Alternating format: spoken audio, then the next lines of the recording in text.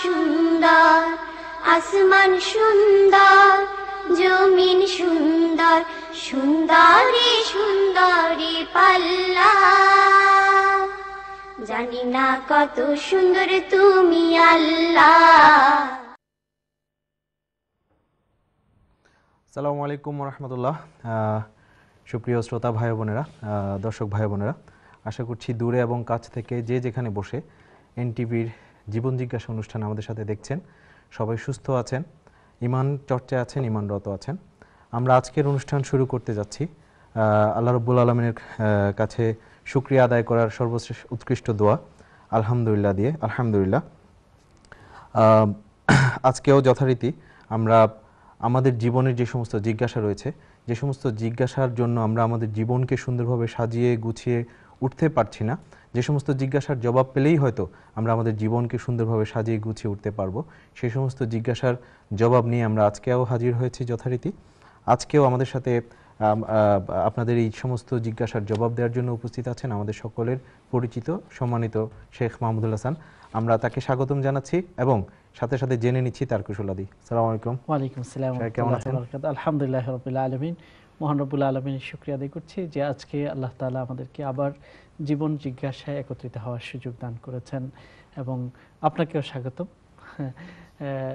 মহান রব্বুল আলামিনের কাছে এই দোয়া করছি যারা আজকে এই প্রোগ্রাম দেখছেন তারা যেন আজকের এই প্রোগ্রাম দ্বারা উপকৃত হন এবং আজকের এই প্রোগ্রামটি যেন আমাদের ঈমানকে আরও সমৃদ্ধ করার ক্ষেত্রে এবং আমলকে সুন্দর করার ক্ষেত্রে সহযোগিতা করে।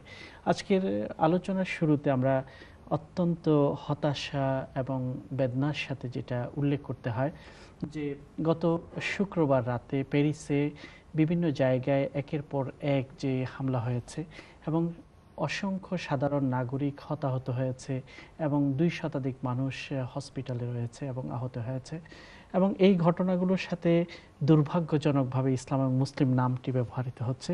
এই জন্য আমরা খুবই হতাশ এবং আমরা খুবই বেদনা বিধুর। আমরা এই জাতীয় সন্ত্রাসী কার্যক্রমের নিন্দা জানাই এবং মহান রব্বুল আলামিনের কাছে দোয়া করছি ইউকে, ইউরোপ এবং পাশ্চাত্য জগতে যত মুসলমান বাস করে মুসলিম কমিউনিটিকে আল্লাহ রব্বুল আলামিন যেন সম্মানের সাথে রাখে, নিরাপদ রাখে, সেই জন্য আল্লাহর কাছে মুনাজাত করছি। পাশাপাশি আমরা মুসলমানদের মধ্যে এই চেতনা জাগাতে চাই যে আসলে তো ইসলাম কোনো নিরীহ মানুষকে আঘাত করা, হঠাৎ আকস্মিক আক্রমণ কোনোভাবেই জিহাদ হতে পারে না, অথবা এর মাধ্যমে ইসলামের কোনো লাভ হতে পারে না, বরং এর মাধ্যমে হতে পারে যে ইসলামের শত্রুরা চায় যে ইসলামের বিরুদ্ধে পাশ্চাত্য জগতে ইসলামের ব্যাপারে যে আগ্রহ তৈরি হয়েছে সেটাকে ব্যাহত করা এবং সেটাকে নষ্ট করে দেয়া, এটার একটা চক্রান্ত হতে পারে। কারণ এই ঘটনার জের ধরে মুসলমানদের জীবনটা অনিরাপদ হয়ে ওঠে, মুসলিম কমিউনিটির দাওয়া কাজগুলো বাধাগ্রস্ত হয়, এতে করে ইসলামের কী বা উপকার হতে পারে। এই জন্য আমরা আজকে প্রোগ্রামের শুরুতে এই ব্যাপারে আমাদের হতাশা, আমাদের বেদনার কথা প্রকাশ করছি এবং মহান রবের কাছে দোয়া করছি প্যারিসের এই ঘটনা যেন মুসলমানদের জীবনকে অস্থির না করে তোলে, বরং মুসলমানরা নিজেরাই এই ক্ষেত্রে যে দায়িত্ব সেটা যেন তারা পালন করে। তারা যেন নিজেদেরকে অপরাধী হিসেবেই সমাজে যেন হাজির না হন, বরং নিজেদের আত্মবিশ্বাসকে বজায় রাখা উচিত এবং মুসলিম হিসেবে অমুসলিমদের প্রতি যে সুন্দর আচরণ মুসলমানরা সমাজে সমাজে অব্যাহত রেখেছে সেটা যেন তারা অব্যাহত রাখে। জি, অনেক ধন্যবাদ শাইখ। আসলে দর্শক, আমরা অত্যন্ত সুন্দর কিছু মেসেজ পেয়েছি। আমরা শুরুতেই এই বিষয়টি নিয়ে আসলে বলছি কারণ হচ্ছে খুবই ভয়ঙ্কর একটি ঘটনা ঘটে গিয়েছে বিগত কয়েকদিন আগে শুক্রবারে প্যারিসে। তো আমরা সবাই আসলে একটু বেশি সতর্ক থাকা দরকার। যাই হোক, আমরা দর্শক ভাই বোনদেরকে অনুরোধ করব শুরু থেকে শেষ পর্যন্ত আমাদের প্রোগ্রামটি উপভোগ করার জন্য এবং আপনাদের জিজ্ঞাসাগুলো আমাদের কাছে বলার জন্য। একজন দর্শক লাইনে আছেন খুব সম্ভবত। জি, দর্শক কে আছেন? নাম বলেন প্লিজ।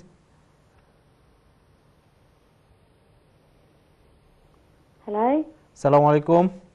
ওয়ালাইকুম আসসালাম।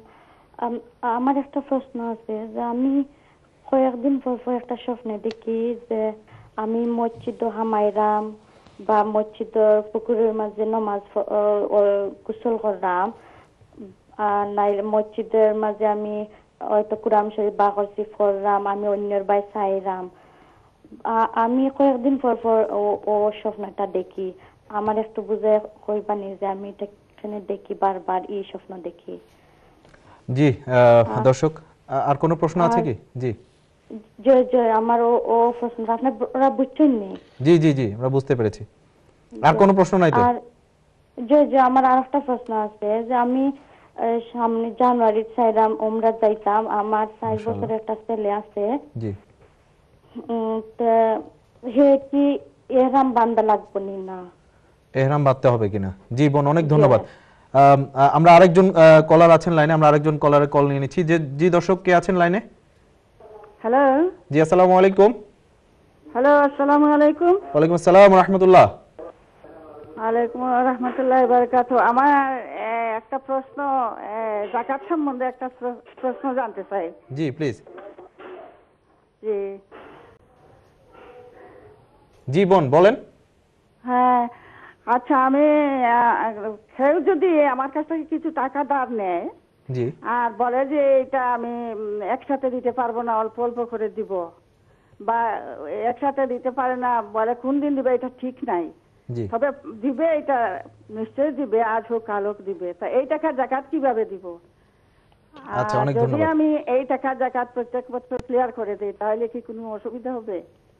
আর কোনো প্রশ্ন আছে কিনা বোন? প্রশ্ন জি আর কোনো প্রশ্ন আছে আপনার? না, ঠিক আছে, আমার এই দুটো। জি অনেক ধন্যবাদ, অনেক ধন্যবাদ বোন। জি শেখ, আমরা দুইটা প্রশ্ন পেয়েছি। একজন অবশ্যই আপনি নোট করেছেন, একটু যদি বলতেন প্লিজ। ধন্যবাদ। প্রথম বোন আমাদের কাছে দুটি প্রশ্ন করেছেন। তিনি স্বপ্নে রেগুলার দেখছেন যে মসজিদে প্রবেশ করছেন, সেখানে কোরআন তেলাওয়াত করছেন, অথবা মসজিদের সামনে যে পুকুর আছে পুকুরে গোসল করছেন। এই স্বপ্নটি তিনি প্রায় দেখছেন। এটা দ্বারা আসলে কি বোঝাচ্ছেন? কোরআন তেলাওয়াতও করেন জি, সেখানে। মহান রব্বুল আলামিন ভালো জানেন যে আসলে এই স্বপ্নগুলোর ব্যাখ্যা কি। তবে যতটুকু মনে হয় মসজিদে প্রবেশ করা, স্পেশালি গোসল করা পুকুরে, এগুলো দ্বারা গুনাহ থেকে পবিত্রতা অনেক সময় উদ্দেশ্য হতে পারে। মাশাআল্লাহ। এবং ভালো আমলকে স্বপ্ন দেখায়, এর মাধ্যমে ভালো আমলের প্রতি আল্লাহ তাআলা হয়তো উদ্বুদ্ধ করছেন। গোসল করার মাধ্যমে যেমন আমরা ময়লা থেকে পবিত্র হই, তেমনিভাবে গুনাহ থেকে পবিত্রতার ইঙ্গিত থাকে। যেমন আল্লাহ নবী বলেছেন নামাজের ব্যাপারে, তোমরা কি মনে করো যে তোমাদের ঘরের সামনে যদি একটা পুকুর থাকে অথবা নদী প্রবাহমান থাকে এবং সেখানে যদি তোমরা দৈনন্দিন 5 বার যদি গোসল করো, তাহলে কি তোমাদের শরীরে কোনো ময়লা থাকবে? সাহাবাগণ বললেন কোনো ময়লা থাকবে না। তেমনিভাবে আল্লাহ নবী বললেন তোমরা যদি 5 বার নামাজ আদায় করো, তোমাদের শরীরে যে ময়লাগুলো আছে গোসলের মতো সেগুলোকে পরিষ্কার করে দেবে। কাজে এখানে গুনাহ থেকে পবিত্র হওয়ার দিকে ইঙ্গিত আছে এবং ভালো আমলকে বাড়ানোর ইঙ্গিত আছে। আপনি ভালো আমলকে ইনশাআল্লাহ বেশি করবেন এবং আল্লাহর কাছে দোয়া করছি আল্লাহ তাআলা যেন এই স্বপ্নের ভালো দিকটা আপনার জন্য প্রযোজ্য করেন, এর কোনো খারাপ দিক থাকলে সেখান থেকে আপনাকে রক্ষা করেন। আপনি উমরাতে যাবেন এবং ছোট বাচ্চাকে সাথে নিয়ে যাবেন। ছোট বাচ্চা দুই রকম হতে পারে। একটি বাচ্চা এই বয়স যে তার এখনো কোনো বুঝ হয়নি, সেরকম যদি হয় তাহলে তার পক্ষ থেকে মা বাবা এহরাম করবেন, মা বাবা তার পক্ষ থেকে এহরাম করবেন এবং তাকেও তার পক্ষ থেকে বাচ্চাকে নিয়ে আপনি উমরা পালন করবেন, অর্থাৎ তাওয়াফ এবং সাই আপনাকে পালন করতে হবে। যথাসম্ভব বাচ্চাকে এহরাম অবস্থায় যে জিনিসগুলো নিষিদ্ধ সেগুলো থেকে বিরত রাখার চেষ্টা করতে হবে। এটা হচ্ছে ছোট বাচ্চার ক্ষেত্রে। বাচ্চা যদি বুঝদার হয়, যেমন 7, 8, 9 বছর হয়ে গেছে, সে নিজেই করতে পারবে, তখন তাকে শিখিয়ে দিতে হবে যে কিভাবে এহরাম বাঁধতে হয় এবং এহরাম অবস্থায় কি কি জিনিস নিষিদ্ধ এবং উমরা কিভাবে পালন করতে হয় সেটা তাকে শিখিয়ে তাকেও সাথে নিয়ে উমরা পালন করতে হবে। এটাই হচ্ছে নিয়ম। এরপরে দ্বিতীয় যেই বোনটি আমাদের কাছে প্রশ্ন রেখেছেন যে আপনার থেকে কেউ পয়সা ধার নিয়েছে এবং সেটা অল্প অল্প করে দিচ্ছে বা দেবে, নির্দিষ্ট কোনো ডেট নেই, এই অবস্থায় আপনি ওই পয়সার যাকাত দিবেন কিনা বা দেয়া যাবে কিনা? উত্তর হলো এই, হ্যাঁ, যেহেতু এটা আপনি পাবেন নিশ্চিত, এটা হারিয়ে যায়নি। লোন কয়েক রকম হতে পারে। কেউ যদি আপনার থেকে ধার নিল, অনেক বছর চলে গেছে, আর দেওয়ার কোনো নামগন্ধ নেই, পাওয়ার কোনো আশাও নেই, এরকম যদি লোন হয় তাহলে সেটার আপাতত যাকাত দিতে হবে না, যেহেতু সেটার পাওয়ার আশা নেই। আর যেই লোন ধার আপনার থেকে নিয়েছে এবং পাওয়ার আশাও আপনার কাছে আছে, যে কোনো সময় পাবেন এবং তিনি অল্প অল্প করে দিচ্ছে অথবা একটা সময় দিয়ে দেবেন, সেই রকম পয়সার যাকাত হিসাব করে যাকাত দিতে হবে। তাহলে প্রতি বছর আপনি সেটার যাকাত দিয়ে যাবেন, যেহেতু সেটা আপনার নিশ্চিতভাবে পাওয়ার সম্ভাবনা। আশা করি আপনি যদি যাকাত দেন, যাকাত আদায় হয়ে যাবে। জি অনেক ধন্যবাদ শেখ। আমরা আশা করছি যে বোনেরা প্রশ্ন করেছেন তাদের প্রশ্ন অত্যন্ত সুন্দর জবাব পেয়েছেন। আমরা একজন ভাই ফজলুল ভাই একজন তিনি প্রশ্ন করেছেন যে ফজরের নামাজের যে সুন্নাত আছে সেটা যদি তিনি ঘরে আদায় করেন এবং পরবর্তীতে মসজিদে গিয়ে দুখুলুল মসজিদ এবং মানে এটা আদায় করা যাবে কিনা, আসলে এই ব্যাপারে যদি একটু বলতেন। উত্তর হলো এই, হ্যাঁ, ঘরে আপনি সুন্নাহ আদায় করতে পারবেন। ফজরের যে 2 রাকাত সুন্নাহ, 12 রাকাত ডেইলি যেই আমরা সুন্নাহ নামাজ আদায় করি তার মধ্যে সবচেয়ে গুরুত্বপূর্ণ সুন্নত 2 রাকাত হলো ফজরের সুন্নত। আল্লাহ নবী এমনকি সফর অবস্থায়ও তিনি এই 2 রাকাত সুন্নতকে ত্যাগ করেননি, তিনি পড়েছেন সর্বাবস্থায়। কাজে এই 2 রাকাত সুন্নত আদায় করতে হয়। কেউ যদি ঘরে আদায় করে মসজিদে যান তাও ঠিক আছে, অথবা মসজিদে গিয়ে আদায় করতে পারেন। আল্লাহ নবীর যেহেতু তার রুম মসজিদের সাথেই ছিল, তিনি সেটা আদায় করে সেখানে যেতেন, মসজিদে গিয়ে ফরজ নামাজের ইমামত করতেন। কিন্তু কেউ যদি ঘরে আদায় করে মসজিদে প্রবেশ করার পরে যে 2 রাকাত দুখুলুল মসজিদ আছে সেটা আদায় করা যাবে কিনা, এ ব্যাপারে আমাদেরকে একটা কমন প্রিন্সিপালের কথা মনে রাখতে হবে। যে একটা হলো যে কিছু সময় আছে যখন নফল নামাজ আদায় করা হয় না, যেমন সুবহে সাদেক থেকে ফজরের ওয়াক্ত শুরু হওয়া থেকে সূর্য উদয় পর্যন্ত আল্লাহ নবী 2 রাকাত সুন্নাত এবং 2 রাকাত ফরজ, এটা ছাড়া অন্য কোনো নফল এই সময় আদায় করেননি, নামাজ ফজরের আগে বা ফজরের পরে। এই জন্য এই সময় আল্লাহ নবী যেহেতু কখনো কোনো নফল বা সুন্নাহ অন্য কিছু আদায় করেননি শুধু ফজরের সুন্নত ছাড়া, এই জন্য ফিকহাবিদগণ উল্লেখ করেছেন সেই সময় নফল পড়াটা মাকরুহ। কিন্তু এখানে আরেকটা বিষয় আমাদেরকে মনে রাখতে হবে, কিছু নফল নামাজ আছে যে কোনো কারণের সাথে সম্পৃক্ত। একটা হচ্ছে জেনারেল নফল নামাজ আপনি পড়বেন না এই সময়, কিন্তু কারণের সাথে সম্পৃক্ত, মুআল্লাল বিল আসবাব, কোনো কারণের সাথে সম্পৃক্ত এরকম কোনো ঘটনা ঘটলে যদি নামাজ পড়তে হয়, সেটার ব্যাপারে কোনো কোনো স্কলারের মত হলো যে এই সময়ও নফল পড়া যাবে, দুখুলুল মসজিদ পড়া যাবে। যেমন মসজিদে প্রবেশ করলে 2 রাকাত নামাজ পড়তে আল্লাহ নবী বলেছেন, তোমরা যখন এই মসজিদে প্রবেশ করো বসবে না যতক্ষণ 2 রাকাত নামাজ আদায় না করো। এই হাদিসের প্রেক্ষিতে মসজিদে প্রবেশের কারণে যেই নামাজটি পড়তে হয় সেই নামাজটি পড়া যাবে, এটা কোনো কোনো স্কলারের মত। আর কোনো কোনো স্কলার বলেছে না, কোনো রকমই নফল নামাজ পড়া যাবে না। এই জন্য 2টি মত আপনার সামনে আছে। কিন্তু ফজরের নামাজ যদি আপনি মসজিদে ঢুকে পড়েন সেখানে কিন্তু দুখুলুল মসজিদেরও সওয়াব পাওয়া যাবে এবং সুন্নাহ নামাজ আদায়েরও সওয়াব পাওয়া যাবে। আশা করি এখানে 2টি মতামতের কথা আছে, সেটা আপনি বুঝতে পেরেছেন। জি, অনেক ধন্যবাদ শেখ। ফজলু ভাই, আশা করি আপনি আপনার প্রশ্নের জবাব পেয়েছেন। একজন দর্শক লাইনে আছেন। জি, দর্শক কে আছেন নাম বলে প্রশ্ন করুন প্লিজ। হ্যালো, আসসালামু আলাইকুম। আসসালামু আলাইকুম। ওয়ালাইকুম আসসালাম। জি দর্শক, আপনার প্রশ্নটি বলেন প্লিজ। আচ্ছা, আমরা মুসলিম হিসাবে ইসলামের ধর্মের যে বিশেষত্ব নিয়ে আল্লাহর কাছে যে দোয়া কবুল করি, সেটা যখন আল্লাহর কাছে তার মেহেরবানিতে দোয়া যে কবুল হয়, তার কোনো সংকেত আমাদের জীবনের মাধ্যমে সেটা কি প্রকাশিত হয়? সেটার কোনো উল্লেখ্য কোনো বা আল্লক্ষ্য কোনো সংকেত আমরা জানতে পারি কিনা, এটা আমাকে একটু জানাবেন প্লিজ। অনেক ধন্যবাদ। আর কোনো প্রশ্ন আছে কি আপনার? এইখানে আমি আপনাকে একটু আবার জিজ্ঞেস করি যে যেই কোনো দোয়ার ব্যাপারে বলছেন না কোনো পার্টিকুলার দোয়ার ব্যাপারে?